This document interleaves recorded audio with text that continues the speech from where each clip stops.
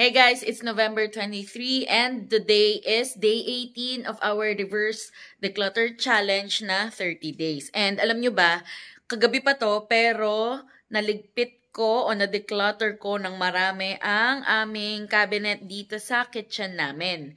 Pati na rin yung ibang parts ng kitchen. So, iilan lang naman yung bilang ng mga dapat nating ma-declutter today. Pero higit-higit yung na-declutter ko. Papakita ko na lang sa inyo pero hindi ko na bibilangin kasi sobra-sobra talaga sila. Ayan, lahat. Isang buong basket. So, ito pa lang 1, 2, 3, 4, 5 na to. Tapos yung mga takip niya. Yung mga boteng wala ng laman. Mayroon pang mga eco bag na di namin alam bakit ba sobrang dami nito.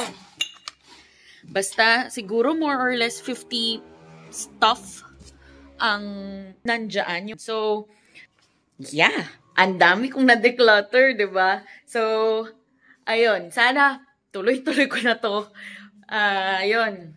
Para naman mapanindigan ko talaga tong ginagawa kong pagde-declutter. Pero, even after matapos na yung 30 days, tuloy-tuloy pa rin ako magde-declutter. Siguro weekly na lang yung pag-upload ko. Kasi ang hirap talaga nitong everyday na nagsushoot tapos nag-edit at mag-upload. Kasi busy tayo.